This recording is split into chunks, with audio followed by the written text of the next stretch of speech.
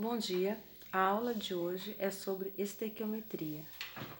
A estequiometria trata-se da medida dos elementos químicos e o cálculo estequiométrico nos informa sobre a quantidade das substâncias que serão produzidas em uma reação química. O tempo todo em nosso dia a dia calculamos e no ramo da química acontece algo semelhante. Por exemplo, nos laboratórios, nas indústrias, precisam calcular a quantidade de produtos que serão formada no final de uma reação. A origem da estequiometria. No século XVIII, através do cientista Antoine Lavoisier e Joseph Proust, foram realizadas uma série de experiências. Inicialmente, Lavoisier realizou experiências em recipientes fechados, efetuando pesagens com balanças mais precisas. Lavoisier concluiu que em um ambiente fechado, a massa total não variava, independente das transformações que poderia ocorrer nesse espaço. E essa experiência tornou-se uma lei da natureza, a lei da conservação das massas.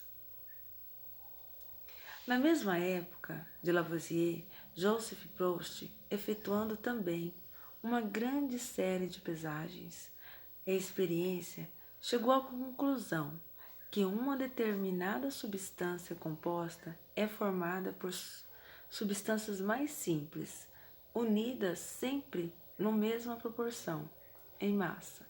E isso ficou conhecida como a lei das proporções constantes.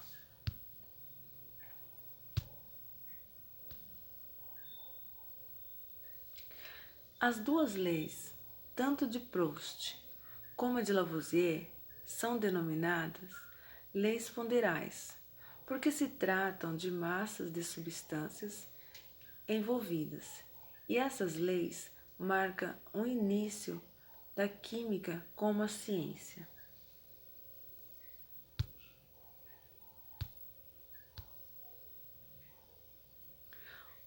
Cálculo estequiométrico.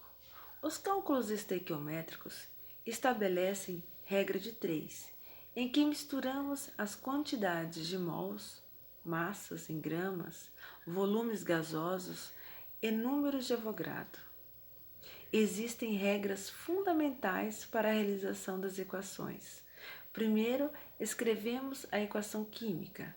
Segundo, acertamos os coeficientes estequiométricos. E terceiro, estabelecemos a regra de 3.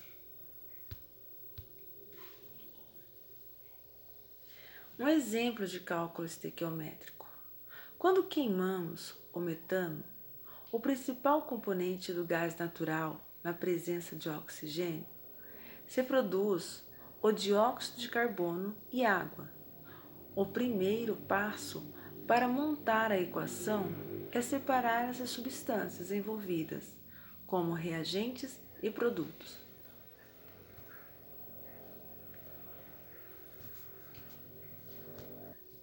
Verificamos que a molécula do metano, CH4, tem o mesmo número de átomos de carbono que a molécula do dióxido de carbono, pois então os coeficientes terão que ser iguais. Já o coeficiente do hidrogênio são 4, coeficiente não.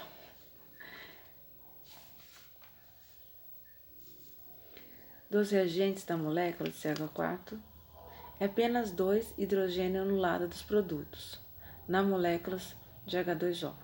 Com isto, precisamos alterar o coeficiente da água para 2. Com isto, promoverá a existência de 4 átomos de hidrogênio também no lado dos produtos. Quanto ao oxigênio, aparecem mais átomos de oxigênio no lado dos produtos. 2. Dióxido de carbono e na molécula de água.